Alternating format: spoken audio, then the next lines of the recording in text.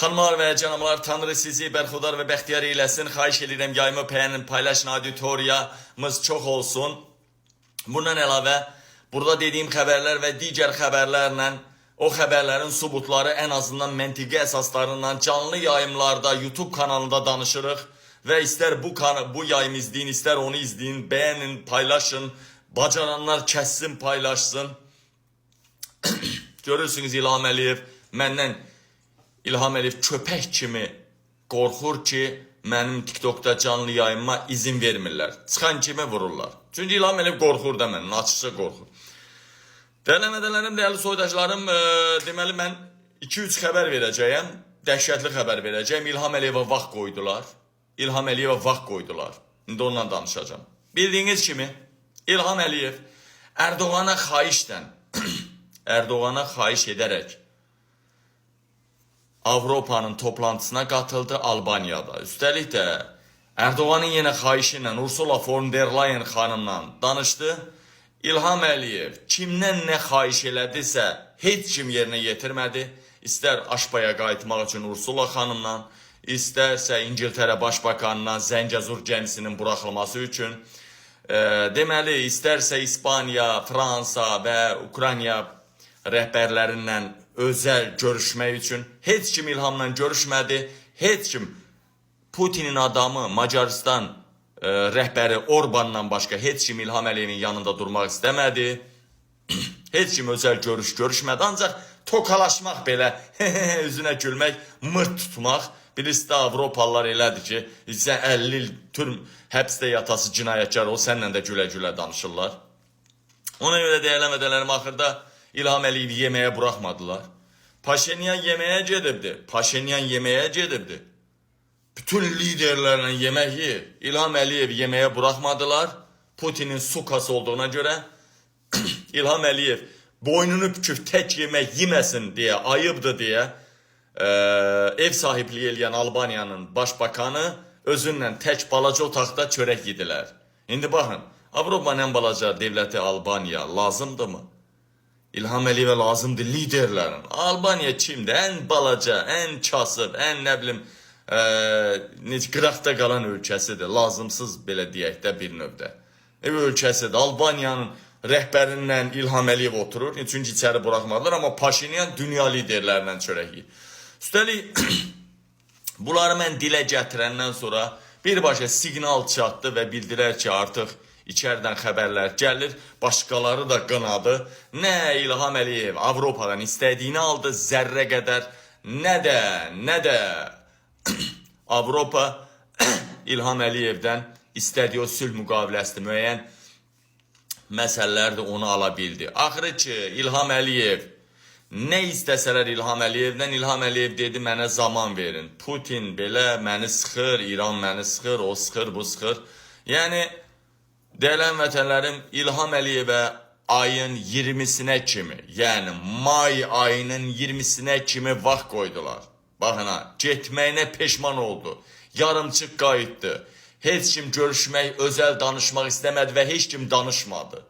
Və İlham Əliyev 20-sinə kimi Avropanın qoyduğu şərtləri yerinə yetirməsə, ağır, çox ağır, dağıdıcı sanksiya gələcək. Dəyərli vətənlərim, biləsiniz ki, İlham Əliyevə 20-sinə kimi vaxt qoyurlar. İndi 20-sindən sonra 21-i mi, 25-i mi o sanksiyalar açıqlanacaq, dağıdıcı sanksiyalardan gedir söhbət. Bilirsiniz ki, Avropa ayıldı, artıq bildi ki, Rusiyanı savaşda saxlayan, Putini məğlub olmasını qoymayan, məğlubiyyətə imkan verməyən İlham Əliyevdir. Çünki İlham Əliyev Putinin məğlub olması, İlhamın məğlub olmasıdır deməkdir. Ona görə İlham Əliyev kara sərhədləri, quru, yol, hava, dəniz, bütün sərhədlərindən İlham Əliyev Rusiyaya hər cürə ordusuna və digər iqtisadiyyatına necə deyərlər, açıqdır, bütün hamısının keçidinə icazə verir İlham Əliyev. Bütün silahlar, muzlu əskərlər, texnikalar hamısı Azərbaycan üzərindən keçir Rusiyaya. Bundan başqa, təkcə 2 il ərzində 187 milyard dollar xeyir verən kölgə enerji, sonra onlara sanksiya qoyulanda Koral Enerji və kölgə donanması artıq İlham Əliyevin adamlarının başda olduğu hamıya sir deyil, açıqdır. Və ona görə artıq Avropa bildi, Amerika bildi, İlham Əliyevin vintlərini sıxmağa başladılar. İlham Əliyevə 20-sinə kimi vaxt qoydular. Bundan başqa dəyərli vətənlərin, dəyərli soydaşlarım, mən bir məsələyə də toxunum, Gəncə məsələsi. Deməli, hər bir xəbər alır. Mənə də bir neçə variantda xəbər deyiblər, bir neçə variantda. Amma buradan bu məlumatı deyim, sonra xahiş eləyəcəyəm. Deməli, bir neçə versiyada məlumatlar gəlir, məlumatlar alırıq. Gəncədə Elgünün ölümünlə bağlı dəyərli həmvətənlərim, dəyərli soydaşlarım, yenə də deyirəm, İlham Əliyevə may ayının 20-sinə kimi qoyulan vaxt 3 gün qalıb da, 3 gün qalıb, 3 gün. Qoyulan vaxt qalsın qırağa, İlham Əliyevə necə cəzalar gələcək, gəlin keçək Gəncədəki hadisəyə, ölkəmizi silkələyən hadisəyə. 17 yaşlı yeniyetmə mütəmadi sigaret çəkmək üçün Gəncə Texnologiya Universitetinin yararsız istifadəsiz qalan yataqxanasının həyətinə gedirmiş. Orada sigaret çəkəndən sonra yəqin ki, iyisi geçsin, ailəsinə, evinə elə gedirmiş. Çox savadlı, yaxşı oxuyan, təlim tərbiyəli bir gənc imiş. Orada sigaret çəkib bir müddət sonra evinə gedirmiş. May ayının 12-sində Elgün yenidən yataqxananın həyətinə gedib, orada 2 sigaret çəkib, sonra ciddi bir hadisə ilə rastlaşıbdı. Belə ki, Elgün 4 polis əməkdaşı və 2 mülkü şəxsi görübdü. Polislər mülkü şəxsin maşınından post patrol maşınına böyük korobkalar yükləyirdilər və orada əlbəttə bariqalar, narkotik və yükləmə və bunların səsi, zadı düşübdü. Hamısını çəkib yaxın məsafədən qaranlıqda Elgün gizlicə çəkib hadisədən deməli, belə ki, Elgün İbrahimov 4 polis əməkdaşı, 2 mülkü şəxs görüb və onlar mülkü şəxsin maşınından, post patrol maşınından nələrsə yükləyirdilər.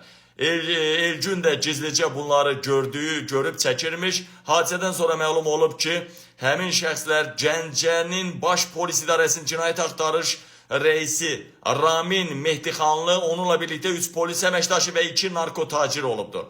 Elgün bunları gizlicə çəkərkən telefonuna SMS gəlir. SMS səslərini cinayət axtarışın reisi orada eşidir. Kimsənin olduğunu bilir və komanda verir ki, burada kimsə bizi çəkir. Elgün ərazidən qaçmaq istəyərkən onu polislər tutur. Yeniyetməyə bir neçə zərbələr endirirlər. Sonra onu yataqxananın binasına qaldırıb oradan təpəsi aşağı tulurlar. Hadisəni də intihar kimi qələmə verirlər. Uşağın telefonundakı kadrları siliblər. Hadisə geniş ictimailəşdiyi, rezonans doğurduğu üçün bu hadisə araşdırıldı yüngülvari. Belə ki, telefon polis idarəsində silinsə də, həmin telefon baş prokuror, DTX və Daxili İşlər Naziri mütəşəkkil, yəni bir-birinə inanmırlar da, üçü də. Deməli, telefonun silinmiş mesajlarını geri qaytaranda hər şey məlum olub və deyənəmədənəm ekspertiza bunu deməli ortaya çıxarsa da hadisənin üstü qapadılmağa çalışır. Uzun sözün qısası, hadisədə deyirlər, bunun icazəsini də alıblar Gəncənin polis reisi, baş polis idarəsinin reisi General Teymur Hacıyevdən. Baxın, gənc intihar, Azərbaycanda intihar edənlər çoxdur da, çox. Görmüsünüzmü ki, bütün intihar, yas yerində, dəfn mərasimində, bütün aparıcılığı, ən yüksək çoxluğu polislər eləsin. Görmüsünüzmü? Polislərin bu canfəşanlığı, polislərin bu hadisənin içində olduğundan xəbər verir, Gəncə polis rəhbərinin. Yenə də buradan gəncələrə səslənirəm. Bu da ən yuxarıdan mənə gələn xəbərdir. Amma sizə səslənirəm. Onun sevdiyi qız var idimi? Onun dostları var idimi? Onun yaxınında o ofisant işləyirdisə, uşaq səhv eləmirəmsə.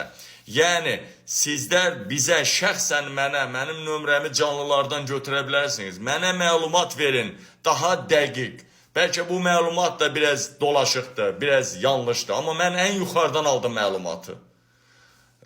Və xahiş edirəm ki, ətrafınızda olub keçənlər, bütün cinayət əməllərinin hamısı barədə mənə xəbər verin. Yenə də Allah rəhmət eləsin.